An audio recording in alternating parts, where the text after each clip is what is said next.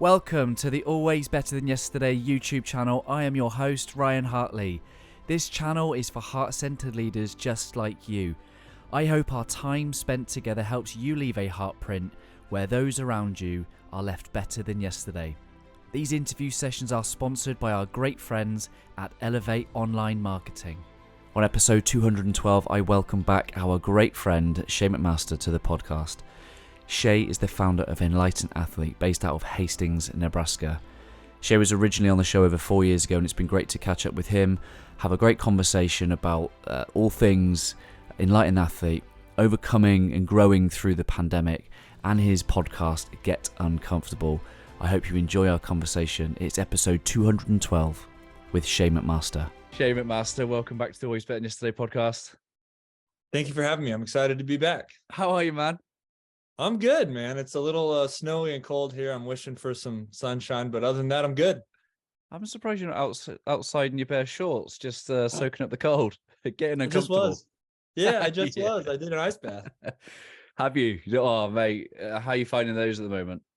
I love them. I think they're so useful. You know, like it's one of the most useful tools. Even a cold shower, you know, like it's pretty much free, and it's such a powerful tool to be able to tap into your breath and just lower inflammation. So I love them.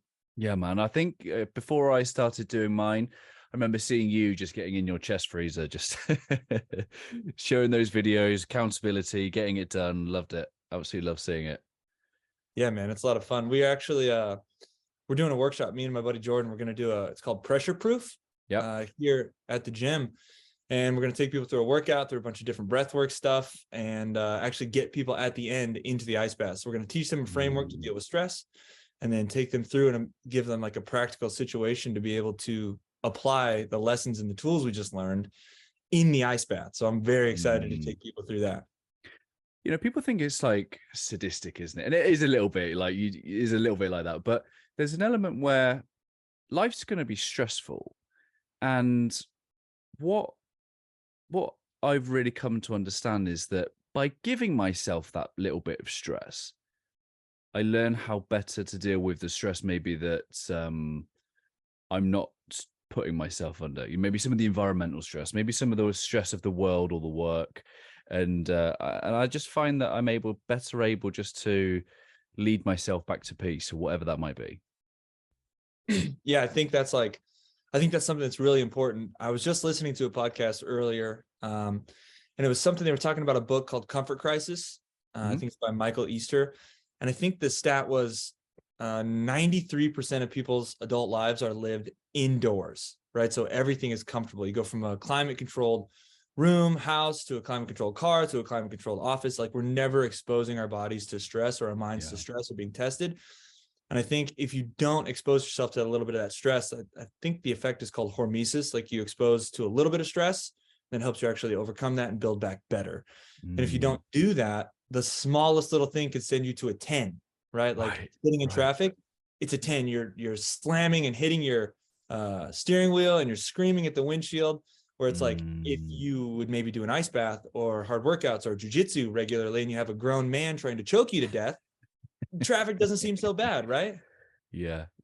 And that's, it's relative, isn't it? I don't think there's a general playbook, hey, do this thing. But I think the thing that you kind of practice and what that you preach is just this idea of get uncomfortable. And we all have, a comfort zone. And then obviously on the other side of that is an out of our comfort zone, getting uncomfortable. Tell us about, because that's the one thing that's really kind of come into this world since we last spoke. You were on the show February 2019, episode 35. Man, it's been a while. Obviously, we've stayed good friends and connected. You've become a father since, and you've launched this wonderful thing called Get Uncomfortable into the world. Tell us about the heart and the mind behind Get Uncomfortable. Yeah, so we had talked initially, I was wanting to start a podcast or a YouTube channel or something, like just something to express myself creatively, I think. And I was just looking for a way where I could dive into the mental performance aspects or the physical performance aspects of hardening yourself, like inoculating yourself against stress. Because one of the Buddhist tendencies is life is suffering, right? That's like the first of the Four Noble Truths in Buddhism. And if life is suffering, then we need to learn how to deal with that, right? And the Buddhist path takes a little bit of a different way, like releasing desire, basically. But I think if I could teach people how to better deal with stress by artificially creating stress and going through it and recognizing that in each challenge, in each obstacle, there is the seed of opportunity for growth. There's a lesson, there's something you can learn and not make that mistake again. But being able to really create this artificial stress that's safe, and you can learn how to take control of your nervous system, your breath, where does your mind go, what are you thinking? You train up to that, right? And you continually train that. When something does happen in your real life, you're much less likely to fall apart, right? The shit's not going to hit the fan in the same way because you have trained yourself to deal with that stress. And I think that is a skill. I don't think it's a trait. Like, I think you can learn that skill by practice. And the ice bath, hard workouts, meditation, sometimes it's therapy, sometimes it's having that conversation with somebody that you don't want to have. Sometimes it's making that tough decision that's not going to make everybody happy, but it's the right thing for the company, right thing for the family. And you're going to believe in that because you trust your instincts, right? And that was like the whole concept behind Get Uncomfortable. Like, what is the common thread among high performers or people who are good leaders, right? Heart-centered leaders. What is the common thread among that? They are able to deal with stress in a positive way. They can embrace that stress and deal with it and then move forward. It doesn't crush them. It doesn't crumble them. That's the whole concept behind Get Uncomfortable. And I get to talk to people all the time who have done things like this, made hard decisions, who have changed their career path, who are high-level coaches, high-level entrepreneurs. Like, I have the opportunity to talk to them and see, like, what's going on in your mind? Like, what's the Get Uncomfortable thread here? How do you do that? You know, and it's different for everybody, but it's consistent across the board. They do hard things on purpose. Yeah. I remember reading a book called Perform Under Pressure by a guy called Dr. Kerry Evans. He's the guy that was behind like the All Blacks culture of mindset. And we know what that kind of produced in the 90s, 2000s, 2010s, just a complete dynasty. But one of the things that he talks about in that book is this kind of red-blue mind. And, what he would try and get the team to be able to do is that even if it was like, 1 minute to go on the clock, the team are down, they wanted to be in blue mind. They didn't want to be red mind, tri fever. Everything's like narrowing, blinded. Everyone's just kind of panicking. But he wanted them to get to this state of, in that moment, whilst they are uncomfortable, they're losing, high stakes game, World Cup final type mentality, that actually even in that discomfort, they were still able to access the full or as much of their consciousness as possible so that they can have better thoughts, better options, better solutions, better ways of leading the team or dealing with each other. And I think that's kind of testament to kind of what we're saying, isn't it? Is that in those pressurized moments, we seem to find greater capacity. Yeah, I think you find greater capacity if you're prepared for that. If they didn't have that culture built where it's like, hey, even under stress, be in the blue mind, don't be in the red mind. They've trained to that. If they get thrown into that, and if somebody gets thrown into a situation like that and they haven't trained that or they don't have that distinction, they go to red mind, right? Like that's not everybody, but that's a pretty typical response for humans, I think, to basically fall apart, if you're not ready for it. So I think that's why, Get Uncomfortable is not, like you said, it's not just one thing, right? It's training. There's the dog. It's training yourself to be prepared for whatever may come, right? In a multitude of ways. Long runs, rucks, workouts, like I said, therapy, ice baths, obviously, sauna, meditation, all those things, like preparing yourself to stay centered and have a way to come back to the path. Hey friends, just wanted to take a moment to ask if you are a good man seeking growth and good men to grow with. Or maybe your partner's a good man and he's seeking good men to grow with. We are launching Akira, our council of good men who are seeking to walk the path of wisdom with other good men. Akira launches in March. Now is the opportunity to become a founding member of Akira. It will be a low-cost, high-value place for men where they'll benefit from support, challenge, accountability, ideas and solutions. There'll be opportunity for connection and collaboration where you'll receive new insights and perspectives. You'll gain learning and growth. It will improve your mental, spiritual, and physical well-being, and it will help you be a better leader in the home, in business, and in life. It's Akira, a council of good men, seeking to walk the path of wisdom with other good men. We hope to see you on the inside. See the show notes for the links, abty.co.uk/Akira. And here we go. Back to the interview. I've never done jiu-jitsu, but I imagine there's a bit of panic that sets in when you're stuck. How does jiu-jitsu sharpen you? Yeah, so I think I'll explain kind of like what happens in the beginning. So when somebody new comes in to jiu-jitsu, like when I started, they kept saying to me, the first class I went to, they were like, calm down. And I'm like, I am calm. I feel like I'm calm. And they're like, you're stiff as a board and you're like grunting at people. And I'm like, I didn't know I was doing that. It's just like an unconscious response. I wasn't trained to it. And when that happens, you don't even know what's going on and you gas out really fast. And you just lose first, because now that I've done it for a while, it allows me to stay calm. So I've noticed, like when I first started jiu-jitsu, I was probably 6 months into it. I could feel when somebody new came in. I could feel how tense they were. I could feel how jerky they were. They're not smooth with their movement. I can tell they're having a sympathetic nervous system response. They are fight or flight and they can't help it, right? And I could feel after about 6 months of doing it, when somebody came in, like, oh, I get what they were saying to me. I need to stay calm. Now, I've also noticed in situations outside of the gym where before I would get really worked up about it. Somebody would yell at you when you're walking, or somebody honks at you when you're driving. I would have a sympathetic system response. It would be like, oh, what did that person say to me? Why would you do that? Now, none of that bothers me. Like, I know that, like, I just had a 240-pound gorilla trying to kill me for an hour. I got smashed for an hour. And now this honking doesn't do anything to me. Somebody says something to me, I'm like, okay, whatever. Like, also I have the self-confidence now. Like, if you do want to do something about it, like, I know how to do it. I train it every day. And it just allows me to be way more calm. And that's pretty consistent across the board with all the jiu-jitsu practitioners I know. They're super calm people. They're super nice. They've been humbled a lot. I think that's super important. You get humbled. And it allows me to just really not fly off the handle, because nothing's as hard as somebody trying to kill you actively. Right. Yeah.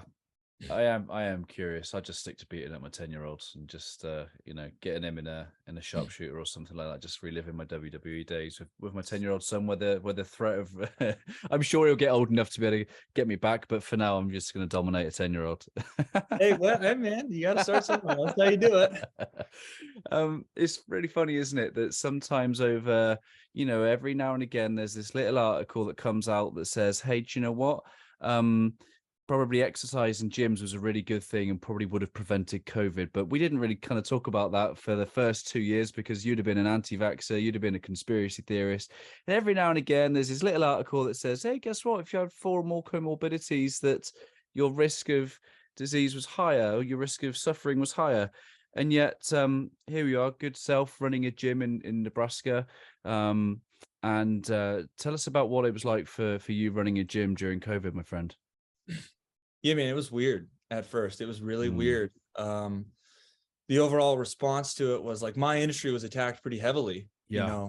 We're super spreaders. We're the ones that are causing the problem. We're, that whole thing. And then you just get emails all the time. Anybody new that's coming in, what's your COVID procedure? And how are you going to do this? And do you have group classes? And that's not safe. And do you require masks? And it was like, we were sold the idea that everybody had the same risk. Right? If you got COVID, you were going to die, no matter who you were, how healthy you were. Like, that doesn't apply to any other virus. That's never been the case, like, except for a few instances. Right? And eventually we figured out it's kind of like a cold, especially if you're healthy. Like you said, all these things come out and say, if you have low vitamin D, if you have comorbidities, if you don't get outside, if you don't exercise, like, you have a way higher risk of getting sick.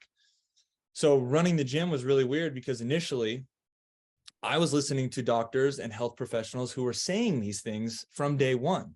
They were like, listen, this just what the media narrative is, whatever you want to call it, isn't lining up with science, right? And all you heard was trust the science. And all the science said, you're going to die if you get around people. But if you look at the data, especially in gyms, the people that were coming to the gym were already healthier individuals, right? Mm-hmm. They rarely spread COVID. And if they did get sick, they didn't get near as sick. And there's actually some research showing people who are heavier, people who are obese or overweight, have more viral load and spread more of it. So it's like, really the thing we should have done was encouraged everybody to get healthy before COVID happened anyway. We already had, in America, we have a pretty severe epidemic of obesity and overweight, even in children. Yeah. And they just didn't talk about it. What did they do? They shut down playgrounds. They shut down gyms. They shut down jujitsu places. They shut down health food restaurants. It's like the only thing that was open was Walmart and fast food. Here in Hastings, they took caution tape and taped off all the playground equipment. Like, oh, don't go outside. Are you kidding me? Like, I was just like, this is insane. So I was pushing back against that the entire time. Yeah. And making posts and making podcasts and talking to people about it. And I was labeled a conspiracy theorist. I was Tough, crazy. right? I was killing people, right? Like I was a murderer. And I was like, no. Like, you guys don't get it. Your anger is misplaced. Your anger is misplaced with who you should be mad at, because I'm not doing it to you. Yeah. The health organization is giving you bad advice, you know? So it was weird. If people want to see, you know, I watched the documentary Dope Sick on, I think it's on Disney Plus. Well, it's not a documentary, it's a TV series, but it's based on a true story of the opioid epidemic in the 90s, 2000s. And based on true story. And that it started to open up this little rabbit hole for me of these companies have had some of the biggest corporate fines ever in existence of billions and billions of dollars. It's like they're not working in our health interest. This is a business model. And then obviously then go down, you start to do your research, and man, it was just one thing after another. And you just, leads you into, I guess it got me into this understanding of the government's not our friend.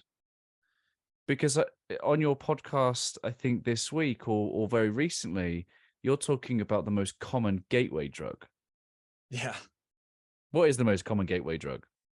Junk food. Right. Highly processed shit food. And it's not just the big corporations like McDonald's. It's when you go in every aisle, and who are they marketing to? Kids. Always kids. And it's not when you sit back and you go, oh shit, they're not our friends. They are not, because how do they get to market, like Lucky Charms, good old Leprechaun? How does and all, like you said, Tony the Tiger and all those, the bribery of running competitions, having little toys in the things. It's just like, it's man. a scam. It's a scam. I mean, here in America, I just found this out recently. There were some documents released showing how it's like the Association for Nutritionists and Dietitians, basically. Can't remember the exact name of the organization, but it came out that they had been taking millions of dollars every year from PepsiCo, from Kraft Foods, from Nestle. And then with that money, they were also buying stocks in those companies. So do you think that their nutrition recommendations that they're giving, their official recommendations, are unbiased? There's no way that they're unbiased. And when you look at all these cereals, these breakfast cereals, like, they are nutritionally, they're absent of nutrition completely. There's nothing in them that would provide value, would help a child grow, that would give them the vitamins and minerals that they need. And then they just come out with this new list showing like Wheaties or Honey Nut Cheerios are better than eggs and meat. Like, you are out of your mind. That's total bullshit advice. And the majority of people know that, right? But it's very clear that they're not our friends. I think you nailed it when you said that. It's like, follow the money and you can figure out what's going on. Yeah, I'm just looking for that post now because I've seen it recently. Is these it's almost like a hierarchy, and it labels, like you said, those high sugar cereals, and yet demonizing eggs, butter, milk, or meat. And it's so hard, isn't it? Because you try and educate yourself, anybody that watches the Game Changers automatically wants to go turn vegan. And it's just like, it's tough, man. You try and educate yourself, you try and make good decisions in this world, and yet so much is just manipulated. Like I say, it's not science, it's funded science, which is then ultimately propaganda. I heard there's a guy, Paul Chek, I follow. It's definitely propaganda. He's a health coach, a holistic health coach, a spiritual therapist. He's a really cool guy. He's been doing this forever. He's almost 60 something, and he is like more jacked than I am. So he's living the lifestyle, right? And he said, he was talking with the guy, and he's like, that's not science. Those are technicians who work at a company who move numbers around masquerading as science. Like, they figured out if they can fudge the data enough, they can make it look like it's science, but it's just a bunch of technicians selling stuff. Yeah, science is, and this is the thing that really got me during the pandemic, is that, I've got a scientific background in psychology, and I know the ideas around, I wouldn't profess, I've got an undergrad, and I know the basics of research methods. And one of the 101 of science is you don't say you can prove anything. You always have to leave a margin of doubt, right? Yeah. You always have to leave a margin of doubt. And I don't feel like any narrative over the last 2 years has left a margin of doubt. Quite the opposite. If there is any doubt, you're vilified. Yep. You're banned, you're blocked, you're throttled back on your reach, you're canceled, basically, like you're fact checked, everything. There is no other way other than the main narrative. And that's always a sign of weak data, right? Like, it's like a weak man's last resort is to attack. So like, it's pretty obvious that they're not helping us. And if we go back to like the food recommendations, like the new food pyramid or whatever they call it, right? I do a lot of nutrition coaching with people, nutrition counseling. And when you look at their diet, oftentimes some of the only foods that are not processed in their diet are eggs and meat. Yeah. Right. Everything else is processed, has chemicals, colors, preservatives, all sorts of things in it. So the government's now recommending that you remove like the two main foods that are in people's diet that are not processed. Like, are you crazy? Yeah. So there's so obviously Bruce Lipton, I think Bruce Lipton, where he quotes a guy called Lamarck from 1809, and he says that the end of humans will be when they start to separate themselves from the source which sustains itself, which is nature. And if it's man-made, it ain't nature. Right. We have to stay connected to nature, both in its physical presence, but also in its provision of food and source of food and drink. It's I say not to get conspiratorial about anything, but you just got to think, why is that?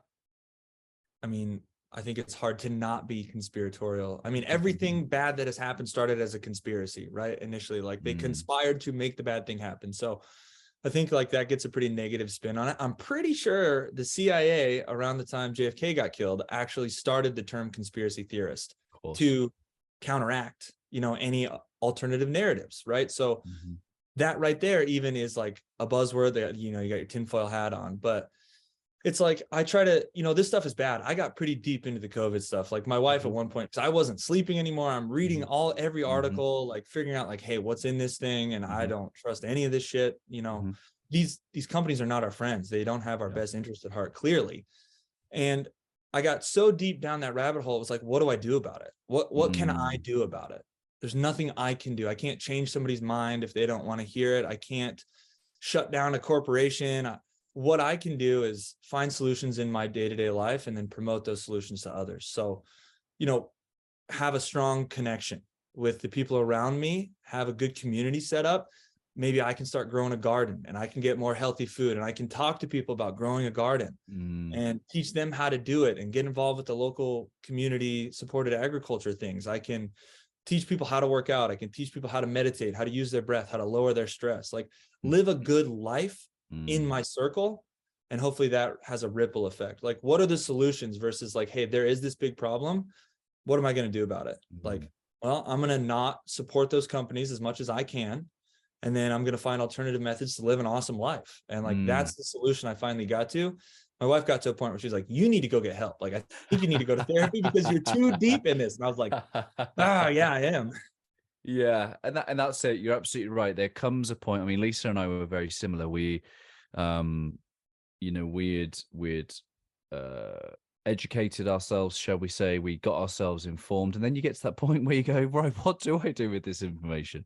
What do we do? And you're absolutely right. We went inward. We went focusing on leading our family, making good choices. We go to local farm shops. We support local business. We've gone to natural products. We've filtered the water. Like, we made a lot of changes, but they're small, but they all stack up. We're gymming all the time, 5 days a week, breath work, getting back to nasal breathing, taping the mouth, getting in the ice baths. These are all compound effects that maybe in the short term, who knows? But I'm hoping over the long term, there's just a compound effect. And I think most importantly, and I'd love your view on this, is that I've got two little people watching very closely, and they're listening to our tabletop conversations. They're learning how to think critically for themselves. We're instilling a sense of Team Hartley values. They're seeing me jump in the ice bath. Corey comes wild water swimming with me. Nice. They're seeing it. And that for me gives me a big kind of, it doesn't matter, I guess, the big picture anymore, as long as I'm doing what I can within these four walls. How does fatherhood kind of shape this element, this drive that you have? Yeah, it changed a lot for me, just the way I thought about legacy and thought about what I'm doing each day. I actually kind of backed off of work a little bit. Like, I didn't work quite as much. I was working 70, 80-hour weeks in the gym for the first 3 or 4 years, Then we had a kid, and it was like, okay, it's time to maybe shift gears a little bit. Hired some people for the gym to take some of the responsibility off of me, kind of decided to go home a little bit. But I think you nailed it with saying, like, you got to be aware that you have young people watching you. Your kids are going to watch everything that you do, and they're going to absorb it, and they're going to learn that it's their life, right? Like, it's a lifestyle. This isn't, going to the gym is not a punishment. Eating vegetables is not a punishment. Like, reading a book is not punishment. These are things that we do to grow. These are things that we do to help us pursue our highest potential, right?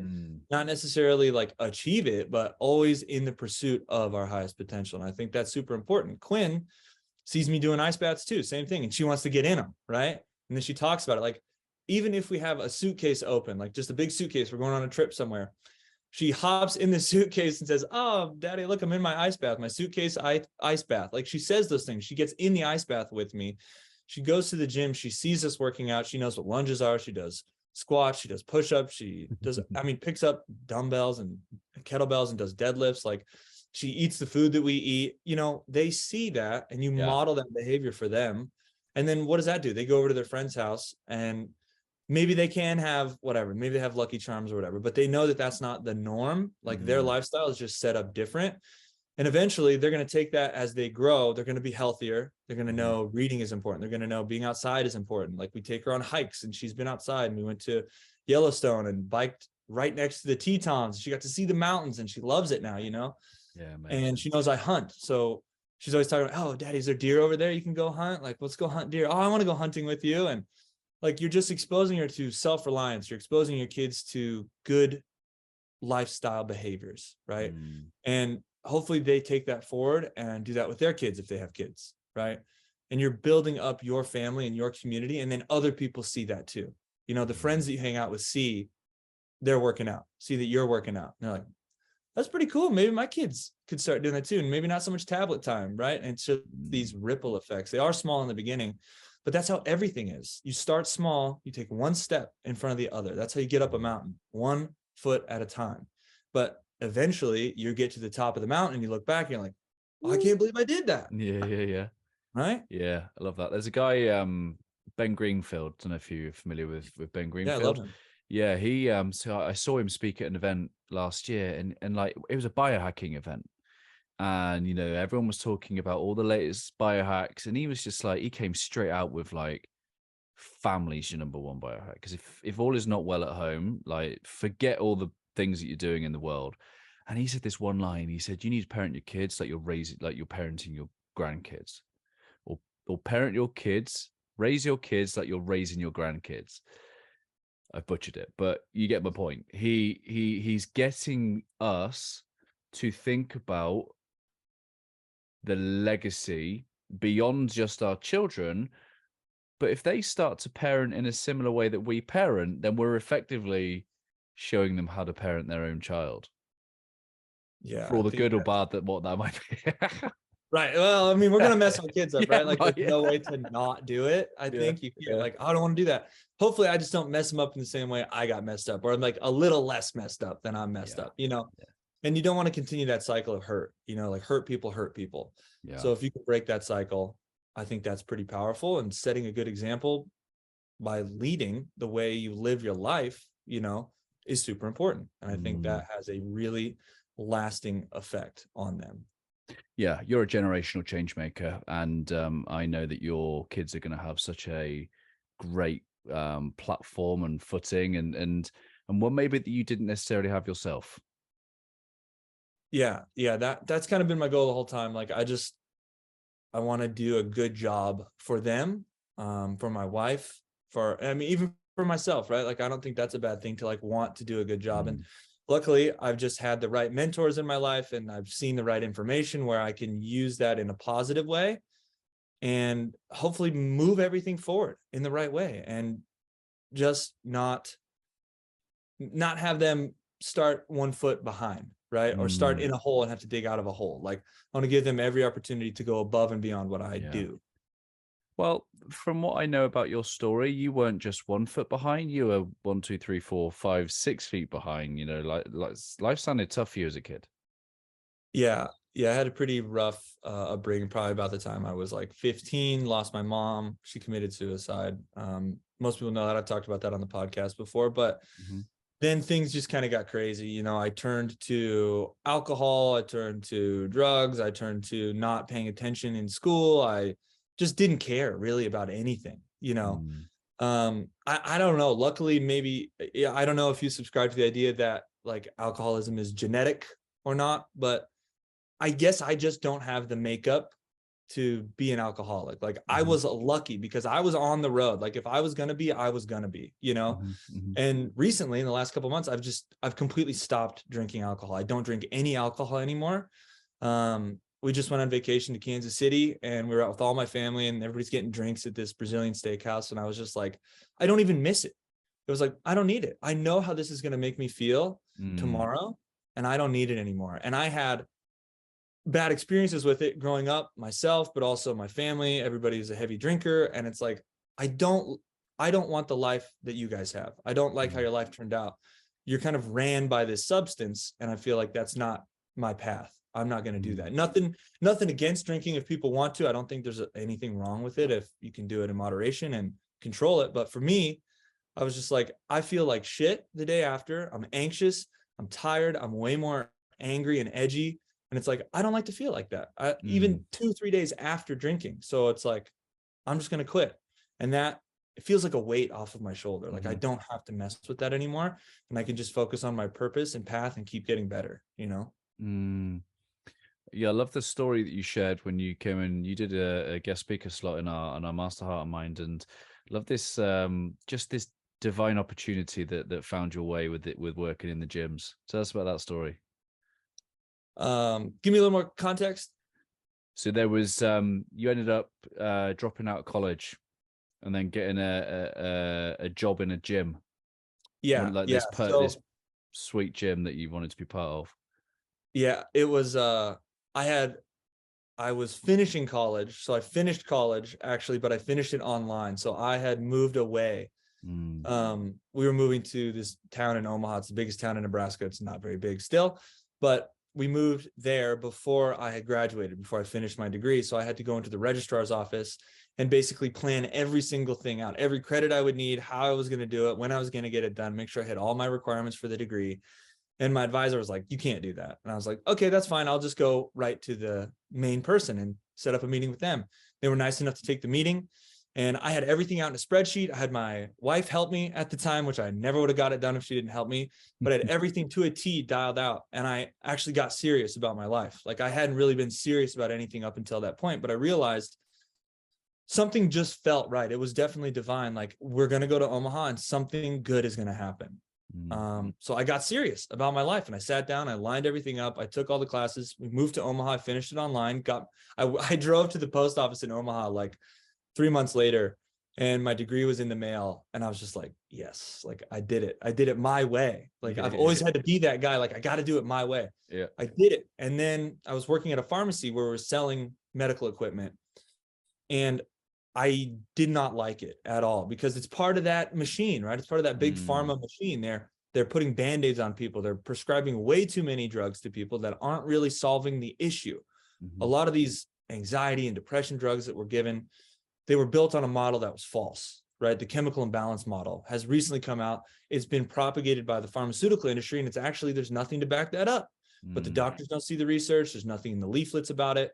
So I was working in this environment where we're just handing out these drugs, and I'm not helping anybody. I joined this gym that I wanted to be a part of. I didn't have any plan. I didn't know how it was going to work. I didn't know if I was going to get a job there, they were going to like me, or if I was going to like it, whatever. I was just like, I feel like I have to do this thing. I have to take this leap. Went in. It was a good workout for me. It was like movements that I was really good at that day. And everybody was in a big circle. It was probably 35 people. And I just destroyed the workout, like max effort, 100%. First one done, smoked it. And I was like, yeah, baby. And I think that set the precedent, because like a week later, I was walking around the pharmacy, and the owner of the gym texts me, hey, you're certified, right? And I was like, yeah. And he's like, do you want to work here? And I was like, yep, this is it. This is what I was waiting for, baby. Let's go. I got a job there. I started interning. And then I became a paid coach, had a paid position. And then I got to run a couple different programs, but that taught me how to run a gym, right? I got to see the back end stuff. I got to see the sales. I got to see the contracts. You know, I learned so much from them. And if I wouldn't have taken that leap, I wouldn't have been able to do what I do now, which has been my full-time job for 5 years. Like I run my own business now for 5 years. It supports the family. I get to do what I love every day. I get to help people. But like, if I wouldn't have done that initial getting serious about my life, because I was listening to the universe, I was listening to God. Like there was something pulling at my heart, telling me like, hey, this is right. Just trust the process, right?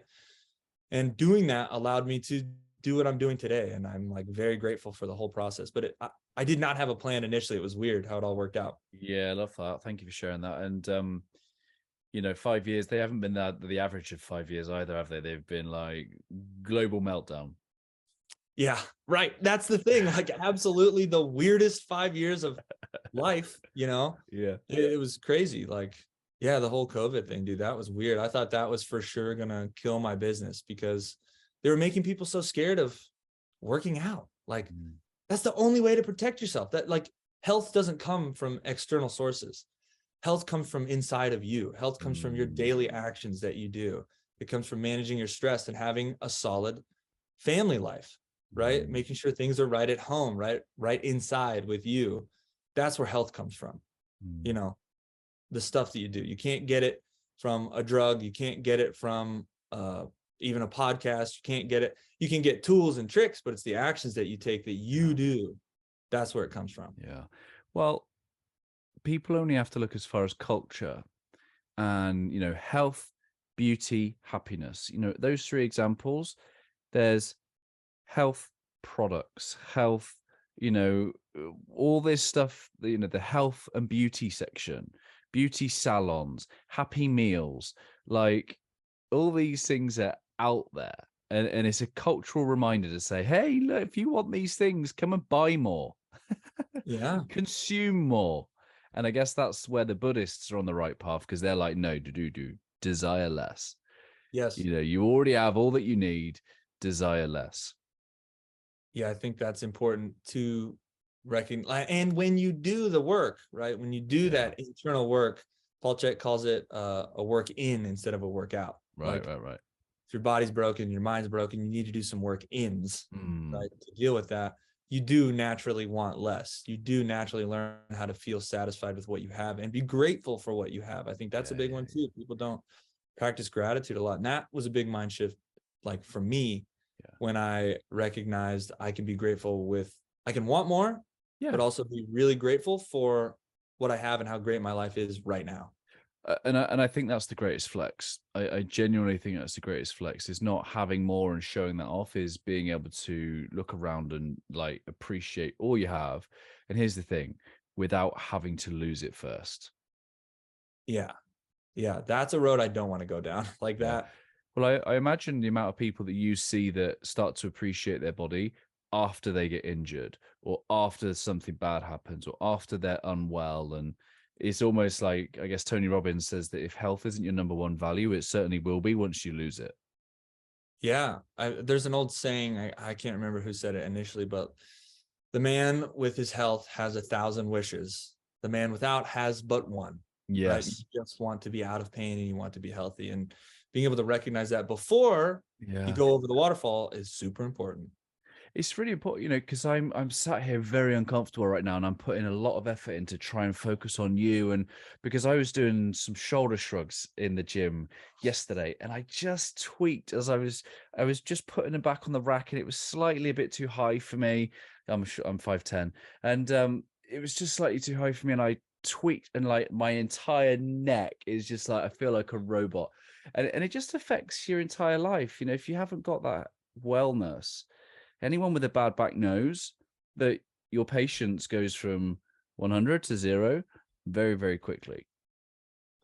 Yeah, that's a perfect example, right? Like that's not even a catastrophic injury where you need surgery and you can't use your arm anymore, but that's enough of an inconvenience for you to notice it, and it affects you, and you're not going to take for granted once that injury's gone, right? Once everything feels good again, you're going to be like, I'm glad I'm not hurt, right? Now imagine people that are in severe chronic pain all the time because of a poor lifestyle. Like you've eaten and non-exercised yourself into this situation. Yeah. It probably feels hopeless. And that's not a good place to be. But the good news is, the solution, being solution focused, you can do something about it, right? You can go, it doesn't cost any money to go on a walk. It doesn't cost any money to go on a walk. And people miss that. Like walking is such good exercise, and it's also good mental exercise. It allows you time to think, allows you time to focus on your breath. That doesn't cost any money. And it's something that could drastically improve your health. You have the power to change. Yeah, that's powerful. You said the word hope or hopeless. And I heard something, I think it was Johann Hari in his book, Lost Connections. He says that without hope, your present pain feels permanent. Like that's powerful, isn't it? Your present pain feels permanent. And that's what makes you a hope dealer. Because in coming to someone like you, it is an act of faith that if I go to this place and I do whatever Shae tells me, whatever coach tells me to do, that I will be not only relieved of my suffering, but I will gain greater possibilities as a result. A hope dealer. I like that. I've never heard that before. I like that a lot. That's You're what a I do, dealer man. in hope. Yeah, man. Sell hope. That's what you do, you know, like people hope this works. And it's like, well, luckily we have a lot of research showing that it does work. So if you do what I say, it's going to work, you know? And that's it, because, you know, people's like, oh yeah, but you know, hope isn't a strategy. You're right. Hope isn't a strategy. Hope's a heart set, which is this just fundamental belief that things will improve, things will get better. Yeah. If you don't have that, you're not going to try, right? If you don't have hope that you can get better, that's a really good quote. Like I'm really going to like meditate on that quote, you know, without hope, your present pain feels permanent. And we are in a mental health epidemic as well, right? Tons of suicides, tons of depression, anxiety through the roof in general. I think it's because a lot of people have lost connection to hope. They've lost connection to a purpose, right? And like, if you don't have a purpose in your life, you feel hopeless. What are you doing? Why are you waking up in the morning? Like, connect to a bigger goal.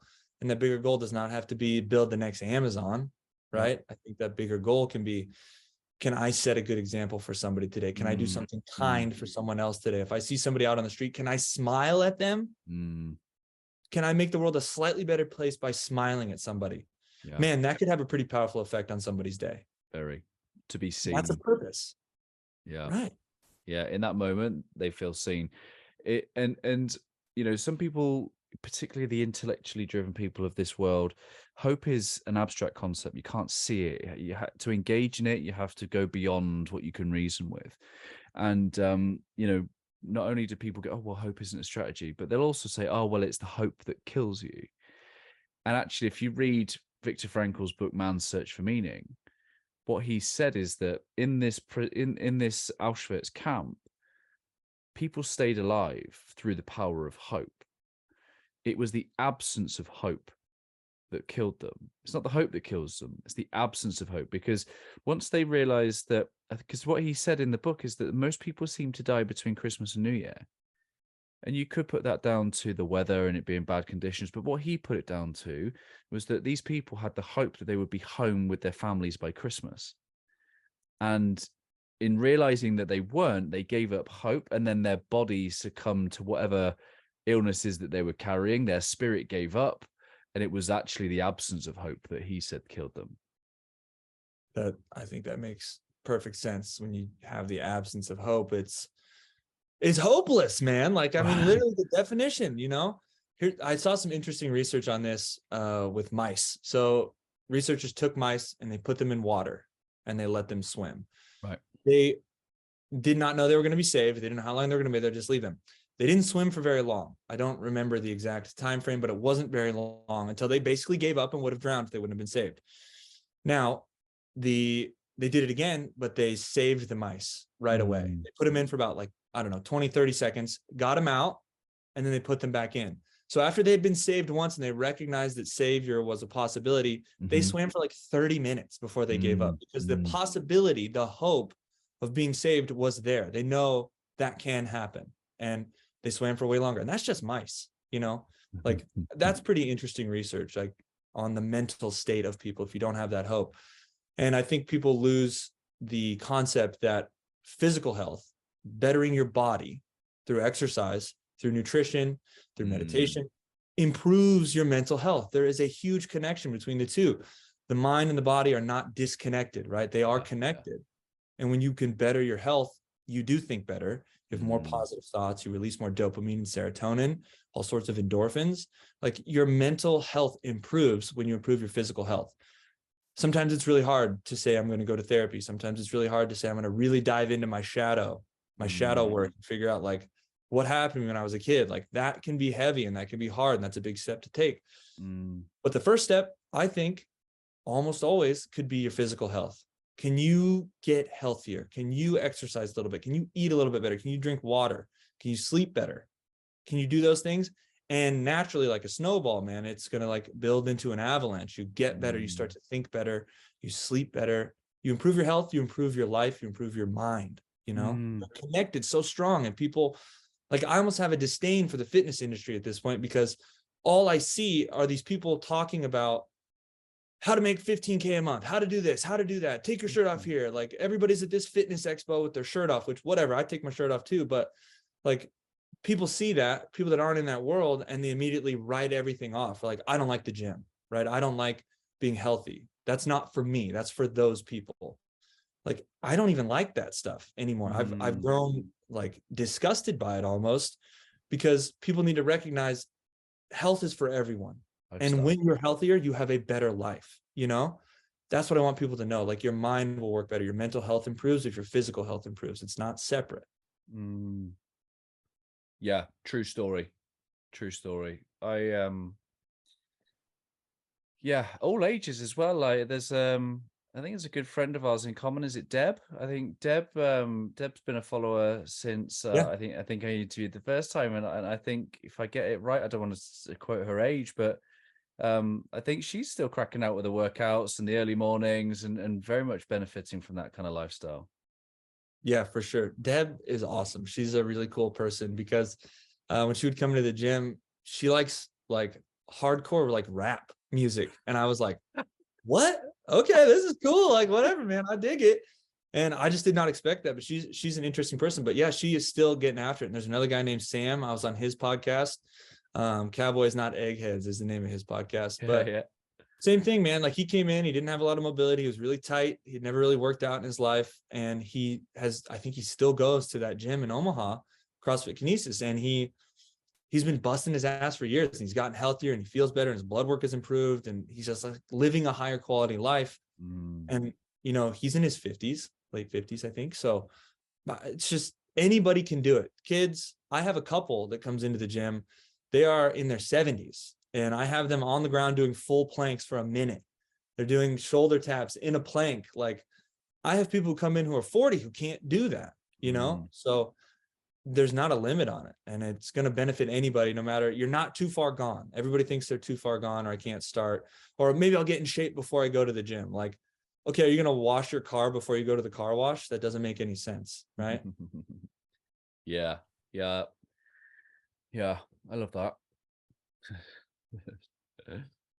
You Yeah, it's fun. yeah. Well, it just reveals the, it's purpose, isn't it? It's the purpose and the possibilities. That's the real word that inspires me here at Always Better Than Yesterday, is this idea that our heart work, the things that we love to do in the service of others, it creates possibility. And that's the thing I think should be front and center of the fitness industry, is not the image. Obviously that sells that, and I think that's why it happens. It's, hey, look like this, come buy this. Whereas the deeper connection is the possibilities that you create, and that's in everyday lives, for everyday, for the person that's fit enough to carry their child, someone that might have had an injury, has regained health and well-being to actually lift their child for the first time.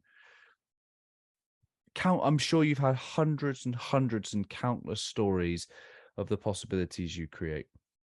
And I know that we've danced around it a little bit and you've touched on it, but what do you think your Heartprint will be? What do you think the legacy of your interactions and the possibilities that you create will be? That's a good one. I got to think about that for a second. That's a good one. I hope that people will recognize that they have the ability to improve their standings, right? To improve their life through their own actions. That's like what I try to teach people when they come into the gym. I can tell you what to do. I can show you what to eat. I can show you how to work out, but you have to do the work, and the people who commit to it make the change. And I hope people recognize, like, I hope my Heartprint on people is that they remember they have the power.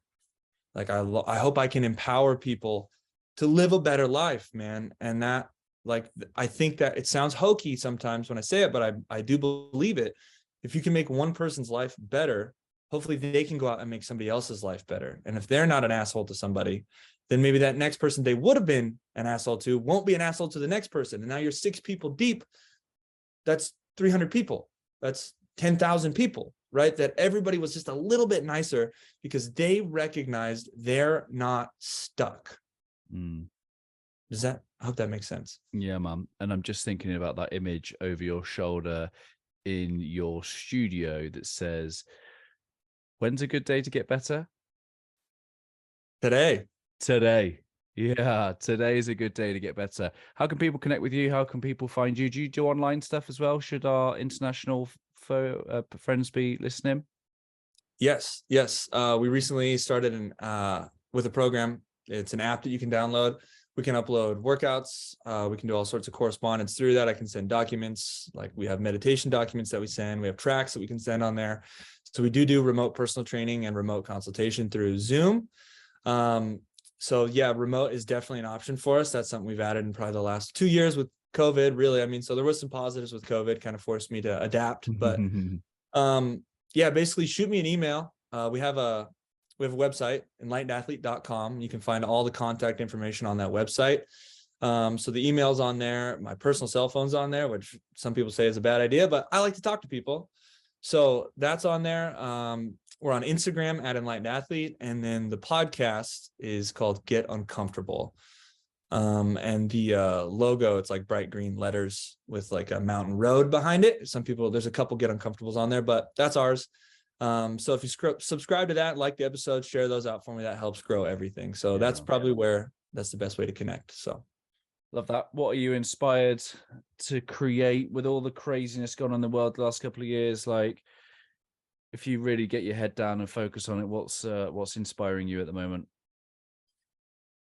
Yeah, the main thing is stress inoculation, basically getting people to be able to push back against the stress that's pushed back upon them, which is why I'm starting this workshop thing. This will be our first one on February 11th at the gym.